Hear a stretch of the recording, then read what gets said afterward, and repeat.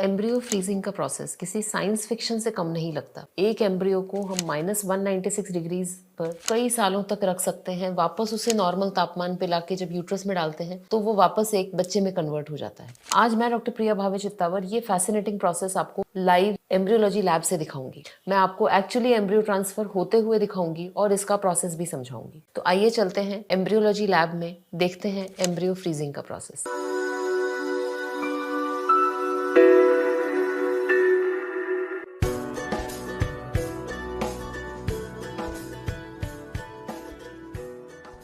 Embryo freezing पिछले 5-6 सालों में टोटली विट्रिफिकेशन प्रोसेस से होने लगा है। इसके पहले स्लो फ्रीजिंग टेक्निक थी जिसमें एक प्रोग्रामेबल फ्रीजर आता था और वो धीरे धीरे 37 डिग्री से टेम्परेचर को -190 डिग्रीज तक स्टेप वाइज फैशन में लेके जाता था। स्लो फ्रीजिंग के जमाने में फ्रोजन एम्ब्रियो ट्रांसफर का सक्सेस 15 से 20% रहता था। फिर आया फास्ट फ्रीजिंग या विट्रिफिकेशन का दौर। विट्रिफिकेशन यानी बहुत तेजी से कुछ ही सेकंड्स में 37 डिग्री से -196 डिग्रीज तक इमीडिएटली टेम्परेचर को ड्रॉप करना। इससे जो सेल्स हैं उसके अंदर का साइटोप्लाज्म विट्रियस फॉर्म में आ जाता है, एक ग्लासी स्टेट में चला जाता है, आइस क्रिस्टल्स कम बनते हैं और एम्ब्रियो की सर्वाइवल, उसकी थॉइंग और आने वाली प्रेगनेंसी जो है वो बहुत अच्छे से हो जाती है। ये प्रक्रिया इतनी सिंपल है, इतनी कम महंगी है और इसके रिजल्ट्स इतने अच्छे हैं कि पिछले 10 सालों में अब टोटली ऑलमोस्ट 80% साइकिल्स जो है वो फ्रोजन एम्ब्रियो ट्रांसफर साइकिल होने लगे हैं, क्योंकि एम्ब्रियो फ्रीजिंग के बाद प्रेगनेंसी का जो सक्सेस है वो बहुत अच्छा हो गया है। जब हमें एम्ब्रियोज को फ्रीज करना है तो सबसे पहले तो उन एम्ब्रियोज को चुना जाएगा जिन्हें हम फ्रीज करने वाले हैं। उसके बाद क्रायोलॉक नाम के डिवाइस में इन एम्ब्रियो को रखा जाता है, तो उसमें हमें पेशेंट का नाम और हॉस्पिटल आईडी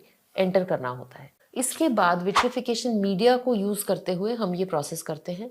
जैसा कि आप देख पा रहे हैं, एक 4 वेल डिश में 2 तरह के मीडिया रखे जाते हैं। पहला जो वेल है उसमें इक्विलिब्रेशन सॉल्यूशन रखा जाता है, सेकंड वेल में विट्रिफिकेशन सॉल्यूशन रखा जाता है, थर्ड वेल में भी विट्रिफिकेशन सॉल्यूशन रखा जाता है। अब एक एक करके इन एम्ब्रियोज को पहले इक्विलिब्रेशन मीडियम में 10 मिनट तक इक्विलिब्रेट किया जाएगा। टाइमर से 10 मिनट होने के बाद इन्हें हम विट्रिफिकेशन सॉल्यूशन में डालते हैं। ये सॉल्यूशन थोड़ा सा गाढ़ा होता है और इसीलिए विट्रिफिकेशन का प्रोसेस एम्ब्रियोलॉजिस्ट के लिए भी टेक्निकली चैलेंजिंग होता है। 30 to 90 सेकंड्स यहाँ रखने के बाद उसे थर्ड वेल में ट्रांसफर किया जाता है और इमीडिएटली क्रायोलॉक में लोड किया जाता है। लोड करते समय साथ का मीडिया कम से कम आना बहुत आवश्यक है। ये जो क्रायोलॉक है इसे इमीडिएटली लिक्विड नाइट्रोजन में प्लंज कर दिया जाता है और फिर लिक्विड नाइट्रोजन का जो दीवार है वहां पे एक नियत स्थान पे उसे रख दिया जाता है। ये जो लिक्विड नाइट्रोजन है इसे हमें रेगुलरली टॉप अप करना पड़ता है। इसके लेवल्स मॉनिटर होते हैं, इसके अलार्म्स होते हैं।